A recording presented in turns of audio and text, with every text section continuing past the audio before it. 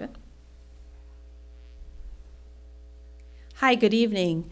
My name is Lisa Wolf, and I'm here to speak to you all tonight and share some information that we were able to capture through the Land Preservation and Parks Recreation Plan, a requirement for Calvert County to complete as part of their state requirement. So we have been here this week to really interview and spend some real deep time with a lot of focus groups and stakeholders within the community as well as staff. So we have a presentation tonight to show you some of the results that came out of the meetings this week, and a couple housekeeping things that I'd like to, those of you here present during the meeting, if you can just bear with us, but we have one of our other staff members with Green Play on the Zoom meeting, and he is managing the Zoom, those folks on Zoom. So he's going to give some housekeeping rules in relationship to chatting and commenting. So Art, if you would go ahead and take that. I'm muted through Zoom somehow. You did? Art did? Test your mic real quick. Testing 1, 2. You're back. Okay.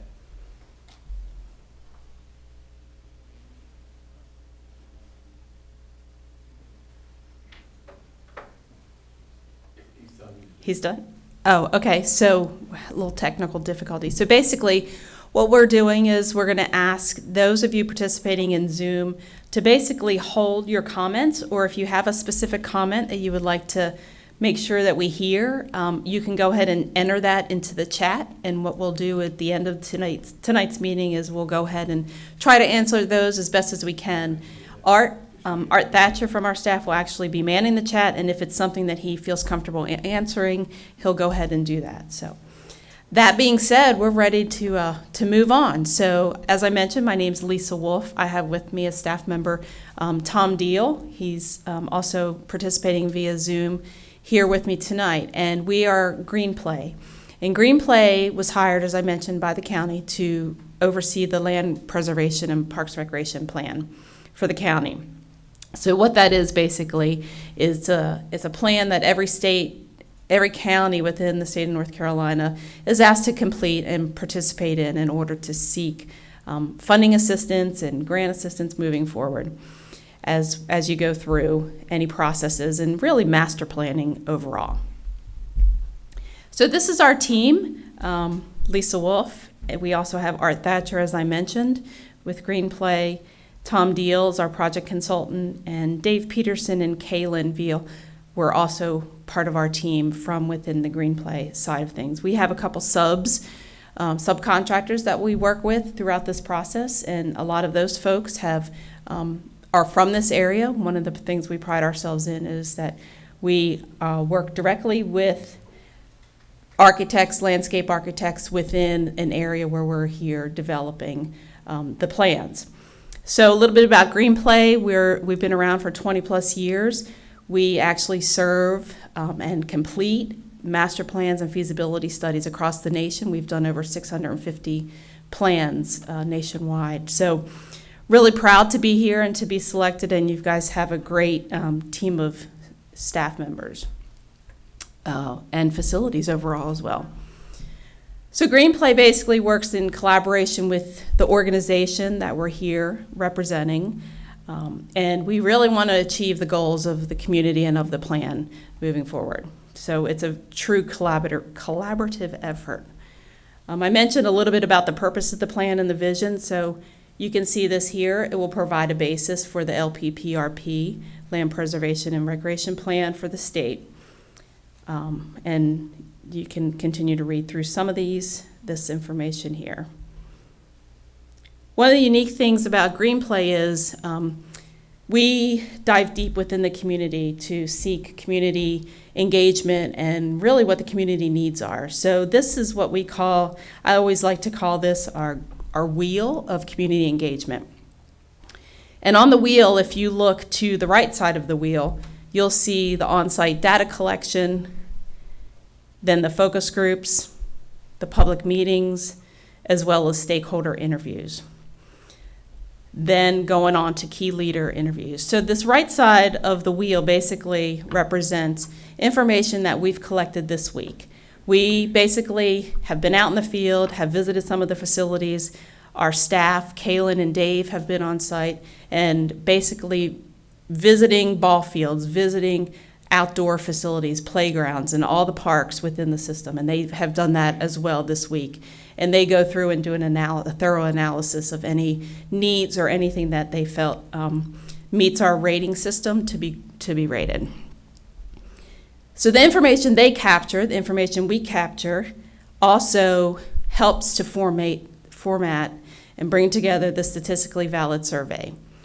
So for those of you listening via Zoom and those of you in the room, what we want to make sure you understand is the statistically valid survey is something that comes as a result of this engagement process and will be sent to over 4,000 or so residents of Calvert County, randomly selected.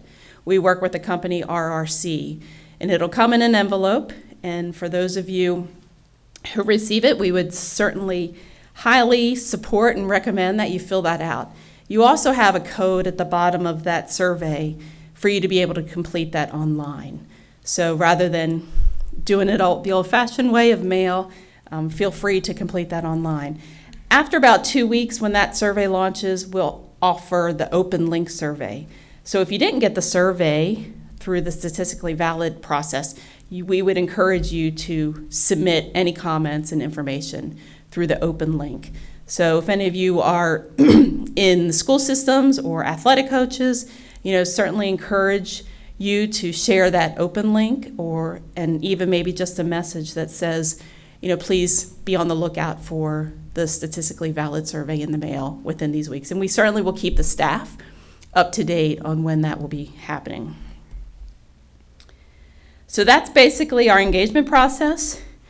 Some of the things when we were meeting this week with those focus group and stakeholders, we basically want to know about the community. These folks are basically involved in some format or another. They could be involved on the farming and agricultural side. They could be involved in parks and coaching. They could be involved in aquatics, different realms to make sure it's fully represented. So we asked those folks how long you've been a resident of Calvert County. And as I go through these questions, the graphics will come up and it'll basically show you. So you can see that we had about total of 40 people, give or take, a little bit more than that, who participated in our focus groups, our stakeholders, and also including staff. And this basically shows the years of residency. So as you look around this pie chart, you'll see that over 52% of your residents have lived here for 20 plus years. It's a pretty good, you have a lot of stability. And the other interesting piece of this is that only 3% have lived here within 5 to 9 years. So when we're also here, or throughout this process, we will develop an in-depth demographics report to really look at the county overall, to see residential communities, to see where populations are changing. So this is just a short and sweet kind of piece of what we found this week, just within those people that we met with and interacted with. We asked everybody participating, what are you guys doing well? What's the county overall in Parks and Recreation doing well? And what are their strengths and what are their celebrations? What makes everybody happy and want to be participating in Parks and Recreation? So if you can see this, basically, the bar graph represents those comments, those who made this the highest ranking of comments, the largest amount of participation in those comments. So these were all comments that were captured during the process, and there may, give or take, not be an actual, if you mention something during a focus group meeting, if any of you all here or on Zoom participated, it might not be in the top 10 potential, most popular things that were discussed. Not to discount anything, but this really will help us develop the survey. So if there's some top priorities, you'll still have the option to give an other recommendation as well. So looking at this, you can see the strengths and celebrations. The staff, basically, communication is improved, and a lot of that goes through their compliments to the staff for their social media efforts and their publication of their quarterly activity guide, and really just keeping in touch with the public. Lots of great positive comments from that. Maintaining the parks, there was great comments about how well the parks are maintained with the staff that are able to maintain it, and they're well located throughout the county for the most part, and then high usage. So there's a lot of folks using your park facilities. Now, keeping in mind, a lot of that, it's interesting. It would be interesting to see pre-COVID and after COVID and during COVID. I think we heard some of the parks were closed during the major part of the epidemic in the beginning. But now it's, everybody is extremely pleased. The aquatic center is a great asset to this community. Tom and I had the opportunity to tour it. It is absolutely fabulous. It's beautiful. You're lucky to have something like that in this community, and obviously a lot of other folks felt the same way about that. The department's inclusive for all and provides lots of opportunities for special needs. Some folks said that they love to walk throughout the county and trails and within parks. They love to go fossil hunting, hiking within. Water access is fairly well represented, they said. You can access the bay, the river. Open space and green land preservation and trails, field permitting and playability have improved. Lots of great comments about that. And then the summer outreach programs and new programs that continue to come on board within the department. So, of course, with every celebration or every strength, somebody's going to say, well, there's got to be a weakness, right? So the weakness is basically focused on these areas here. And lots of comments on what are some of the ways that we or a citizen as a user, so for instance, the Pickleball Association or a baseball team, can see whether or not a field is available, rather than just showing up, or whether or not a court is available. So lots of recommendations on how that process can change in regards to schedules and field availability or court availability and the registration process. Some of the athletic fields it was commented that they were in poor condition, and the playability of those varies across the board in many locations.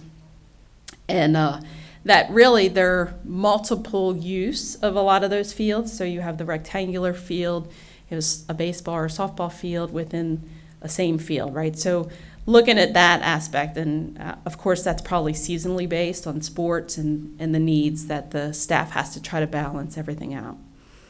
Lacking both diamond and rectangular fields, the lack of dedicated pickleball courts, both indoor and outdoor facilities, the collaboration with HOAs and schools and faith-based organizations for facilities to really look at that option. I know we heard a little bit about some partnerships in the past and maybe revisiting some of those overall if that was what worked for the department.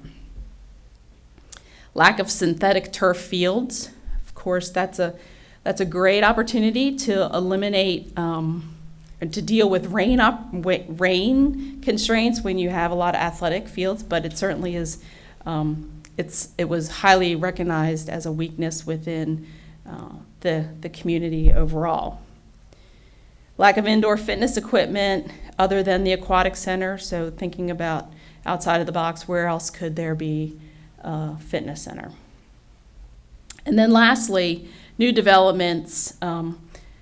As new developments are being built, there was some discussion about how can, those new developments might lack park space or fields and designated green space. And then how do you take those new developments and really make those connective within the community itself? So if you have a park that's within a mile of another park, looking at that connectivity piece. We then go into the programming side of Parks and Recreation, which is really where my background has been in the past, and Tom's background has been an arts background. We're all facility folks and we're all programming folks. So I came from a recreation career, a 31-year recreation and parks career, so I can relate to a lot of the things and challenges, and as we all can within the community. So we asked folks on this question, what type of additional recreational activities do you feel should be offered by the county that are not currently available? So the additional desired programs and activities include pickleball and some form of an ice skating or roller skating area, followed by cycling, biking, cycling, BMX, mountain biking, and then taking a look at your outdoor events, like looking at possibly a venue or a small area where you could do outdoor movies, maybe like a town center area, those type of things, special events, and outdoor events and programs. Fitness, wellness classes, and more places and more times. And so this was unique. And to consider was the option of providing those via Zoom. That's a popular thing right now, evidently. There's a lot of folks who are out offering their exercise classes or fitness classes through Zoom options, and would the department consider that as an option moving forward? Swimming lessons, more swimming lessons, more golf instructional programs. Since the pandemic, Parks and Recreation departments across the nation, we've seen this as a trend, have become almost like a health center in certain degrees. Vaccinations have been dispersed at recreation centers. And obviously with the benefit of a wellness piece in Parks and Recreation, the comments of a health clinic programs, life skills, those type of things, holistic programs and mentoring opportunities for youth within the community all came out of discussions. Programs for adults in the evening. We heard from a couple, I want to say young adults, but I'd probably say we had to say an age range, probably like the 20 to 39-year-old young adults, and what type of activities are out there for them to participate in. Special needs, the programs for special needs to add some more of those, volleyball, sailing, and additional youth basketball programs. So of course everybody has big dreams, and everybody wants a new facility, or everybody wants turf fields, or whatever those top rankings were.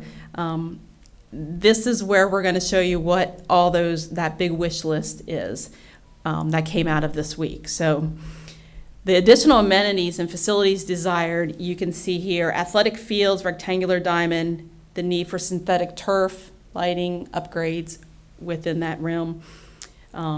A full-service recreation center came out pretty high within that.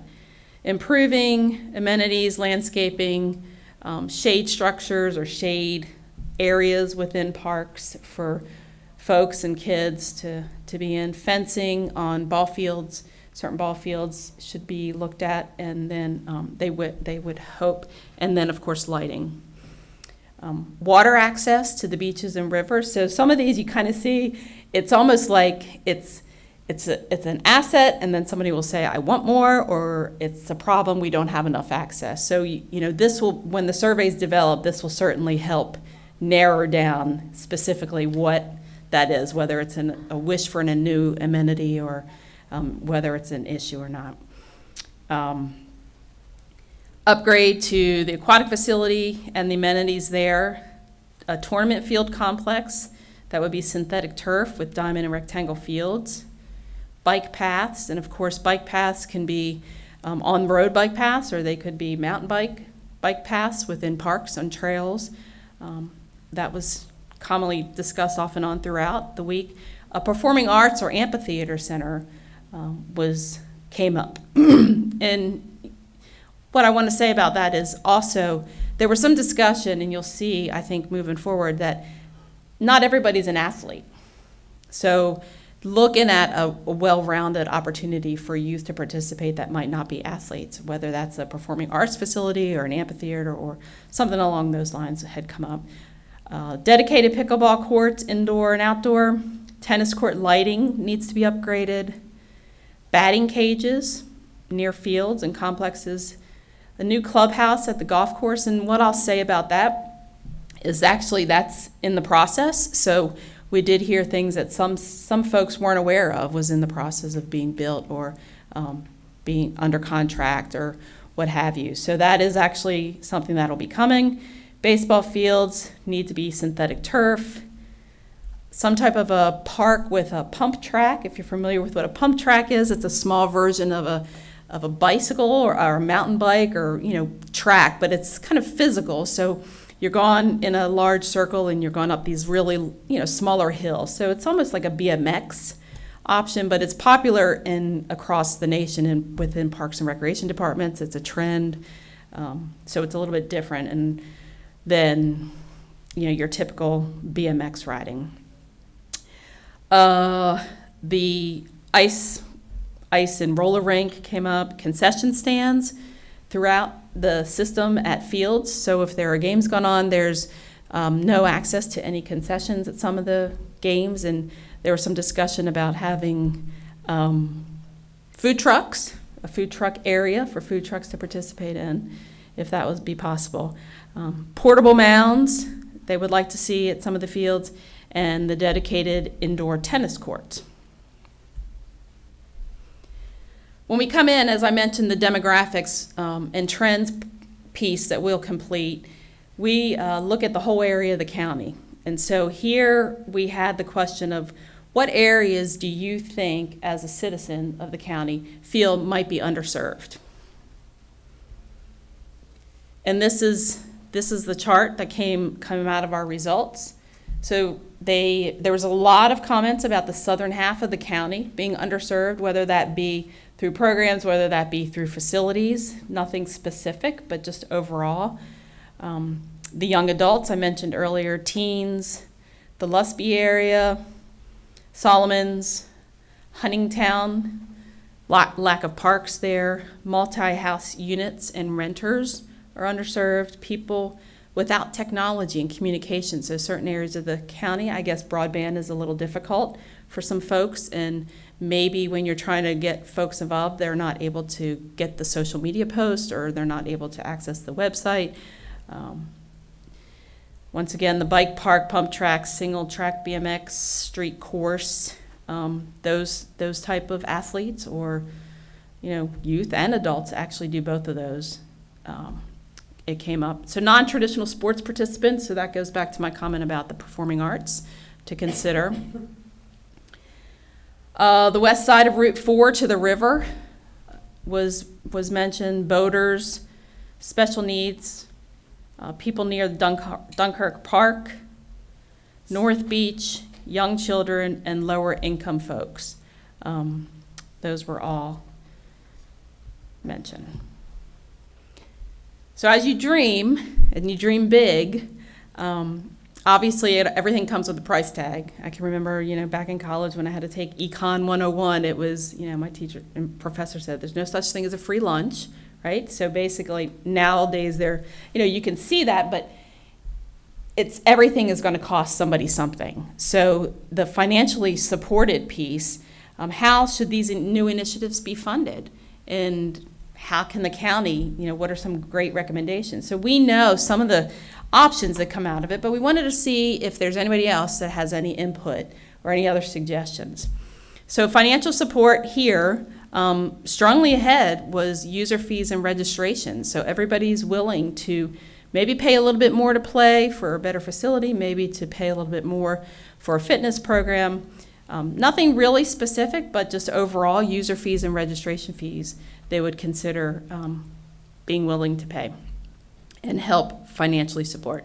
Of course, federal and state local grants, rental fees for facilities, picnic shelters, considering a local tax increase, a real estate tax, bonds, a sales tax, capital grants, developer fees, partnerships, potential reallocation from other departments, Chesapeake Bay Foundation, continue to seek specific grants such as the USTA, which is the United States Tennis Foundation.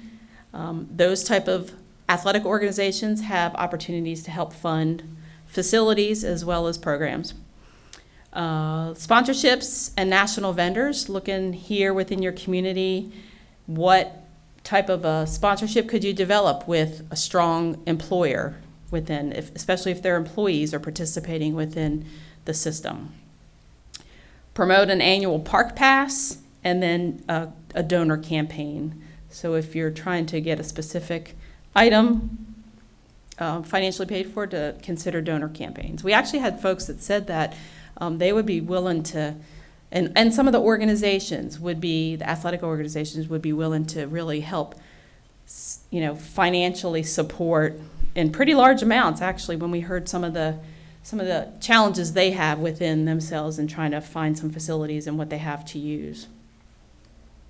So this is the key partners and stakeholders to help carry the plan forward. Who are they?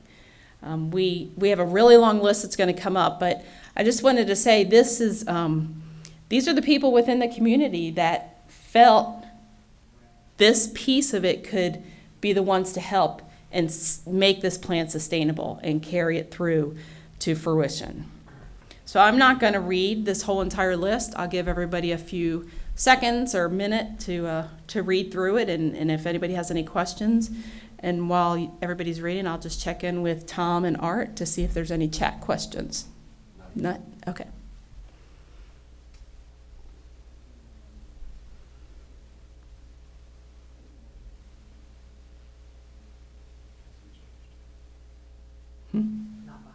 Oh, it hasn't changed. That's behind. That's them.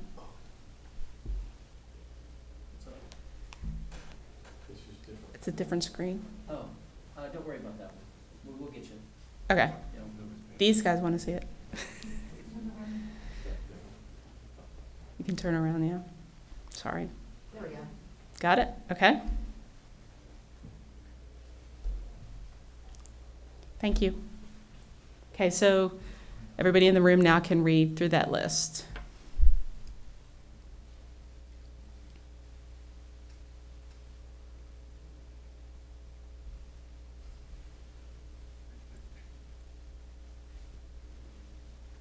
It's a long one. And honestly, there's probably some of these folks are already probably partners with the county at some level. But these are certainly folks that your stakeholders and your focus groups had recommended. Okay, we'll go ahead and move forward. When we ask this question, what are the key issues and values that the county should consider, it's really not focused on, you've already heard what some of the weaknesses were or what the challenges were. So this is a key issue countywide. So for instance, if a major employer was going to leave the county, does Parks and Rec need to know about that? We know that the school system is down 1,500 students, is what we had heard today, and some of the challenges of the community overall. So these basically, under the key issues, population growth is a key issue that was identified. The Dominion Energy Park is being built. That's a key issue. The population of your community is aging, so that could be the reason for the school system numbers being down or being a little lower. Polarization of residents versus transplants. Commuter, the community is basically a bedroom community, was mentioned. A lot of folks work out of town or work in the DC area and commute back and forth and might not necessarily be here, and how can that be changed? School-age children, I just mentioned, not having adequate indoor sports facilities. Aquatics in the golf business model, to really take a look at that and to see the success of trying to help sustain those pieces. And then there's politics within the sports organizations that seems to be somewhat challenging. turn that around, and it's kind of like, what are you guys doing great? What's the county doing great? What's the recreation department doing great about? And you dive deeper and you say, what are the true values? Why do you want to live here? Why are you living here? And this is a nice list of counties not developed, overly developed, and it's a great place and desirable for living for many families and individuals. It's important, the value of preserving the natural environment. So you're so fortunate to be on the Chesapeake Bay and have the river going through the community as well. And that natural environment piece was mentioned quite a bit as a value. Protection of the waterways and open spaces is important. Access to the water, again, is mentioned here as a value. I mentioned Chesapeake Bay. Affordability. It's quite affordable to live here in comparison to some other counties nearby and surrounding counties, from what we've been told. The diversity and equity of the department was mentioned, and everybody was very supportive of the efforts that the staff puts out there to make sure everybody's included. The education in schools was a value.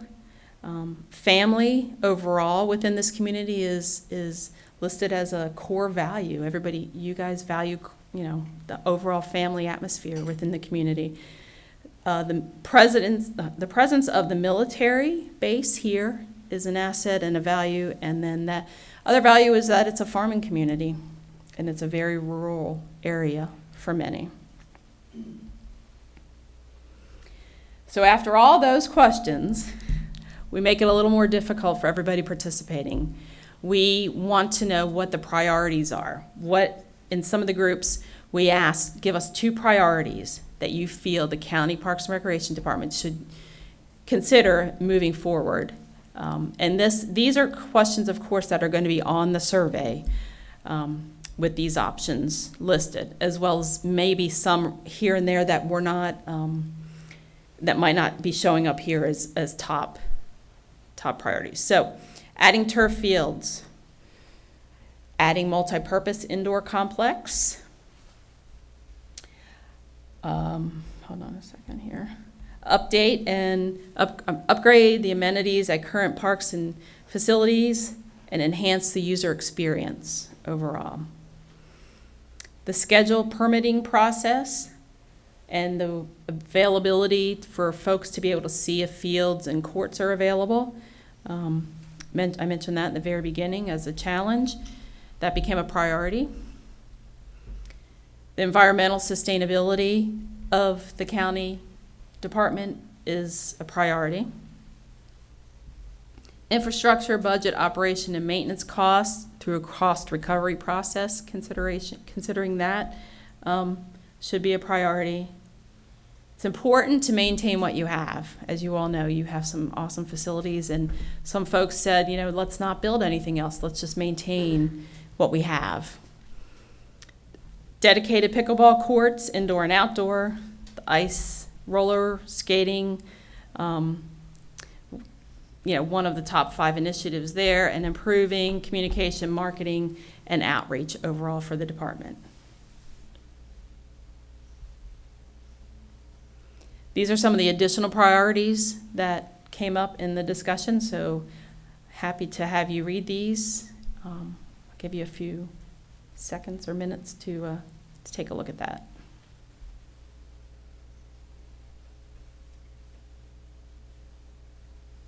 As I mentioned, the new clubhouse is actually in the works there.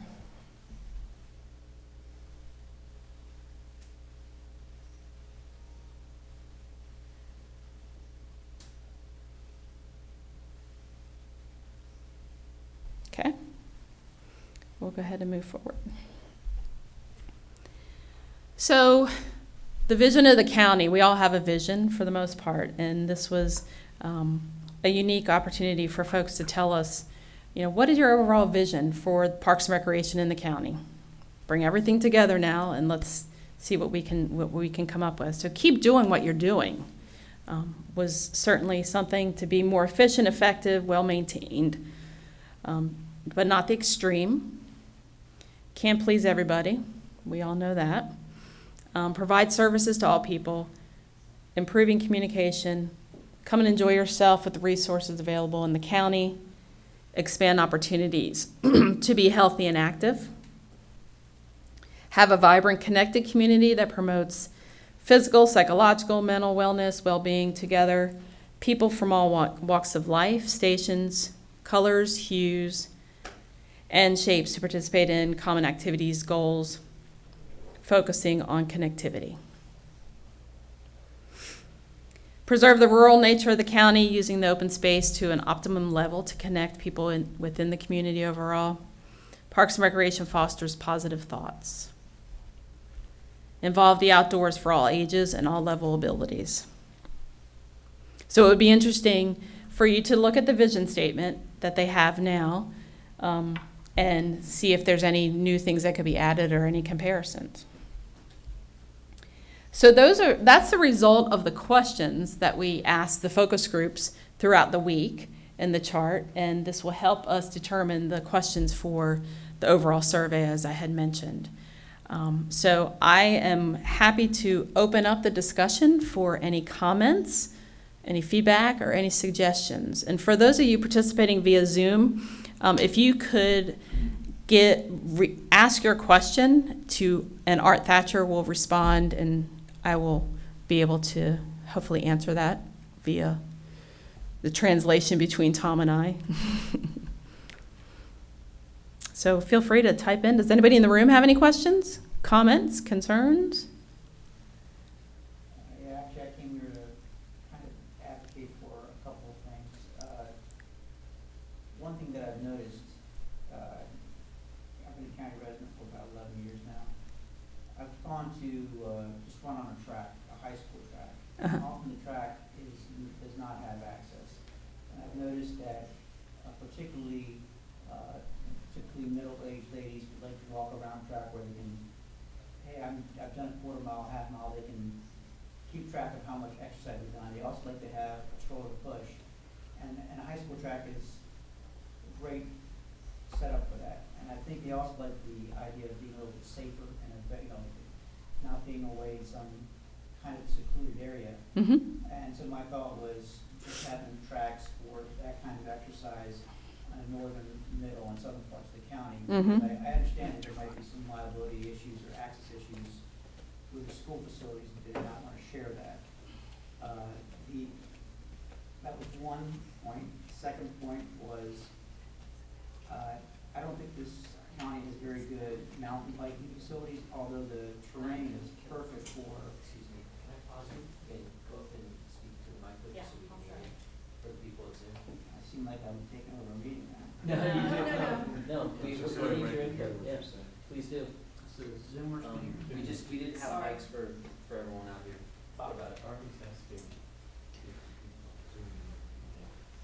Yeah, if the Zoom people unmute them. Go ahead, sir. Go ahead and continue. Go ahead, sir. Yeah. Hi. Thank you. I stated earlier that I've been a resident for about 11 years. I've gone many times to Huntington High School, for example, to the track, and was not allowed access. The gate is locked. And I know that I've seen many times typically women that want to walk around the track so they can measure the distance that they've walked and perhaps walk it with strollers, and they didn't have the ability to do that. And I thought, just from my viewpoint, I thought that they might like, one, the ability to count how much they've walked, but also to have a safe environment where they felt it was lit and at least populated enough so that they didn't feel as though they were at danger. And my thinking was that a facility like that would, to be fair to people in the county, one in the north, one in the central area like Prince Frederick, and one in the south. Also, I was going to comment about mountain biking. I often run on the American Chestnut and Land Trust trails. It's very hilly, but the terrain here is perfect for mountain biking, but I don't think you've got very good mountain biking trails available. If you do, I'm not aware of that, but I think that there's plenty of potential for not an expensive development of that if there's land available for that. And I think kids like to do that kind of stuff as well as a lot of adults like mountain biking. Finally, I'm a bird watcher, And I happen to know that this area, especially near Jug Bay, is very good for bird watching. And you'd be surprised how that could help with the economy of the county, because especially if you have a rare bird show up, like about 5 years ago, we had a sandhill crane down here. You draw in a whole bunch of folks who just want to see that one bird, and maybe they'll stop by the 7-Eleven and grab some food or something like that, to get the full benefit of birds and wildlife. You mentioned contiguous patches of area. You have to have large areas of land that are just dedicated to that, as well as the right kind of environment, habitat for the birds. So that's pretty much all that I came here to say. Thank you. Thank you. We appreciate your comments and input. Anybody else in the room like to speak? No? Okay. Art sent a chat to people that they can chat and raise their hand if you would say the same thing. Sure. So those of you on chat, if you don't mind, if you would like to enter a question or raise your hand, and he will certainly try to address that as we move forward. And if not, that must mean that everybody was satisfied with what they heard. But we'll wait a few more minutes and see if there's anything that comes out.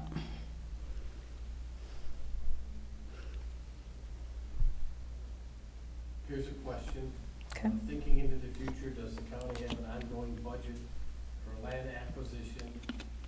Is this funding based on town centers in the county?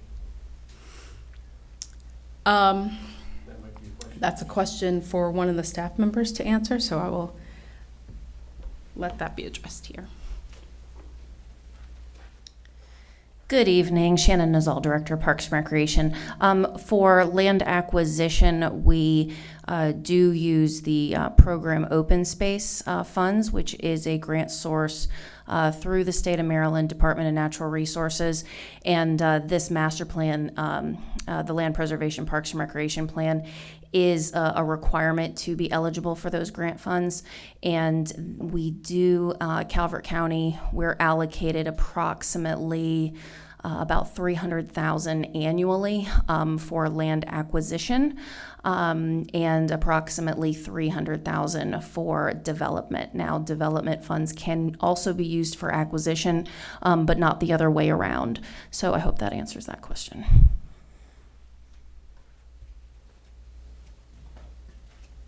Thank you. Thank you, Shannon.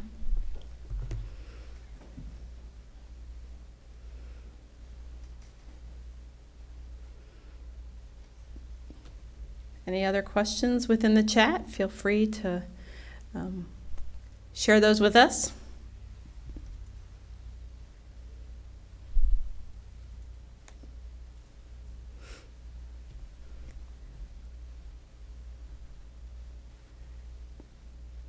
It's interesting navigating technology these days when you're doing a face-to-face presentation and then the world of technology. So it's certainly been beneficial overall for some of us to be able to communicate through technology. Is that a question, Tom? I don't think we have any more questions. What is that? Is that, oh, that was just an individual? Nothing in the chat at the moment. Yeah, I will. It's the next slide. So nothing else on comments. We're going to go ahead and kind of give you guys the update on next steps. Let me get back over here to my...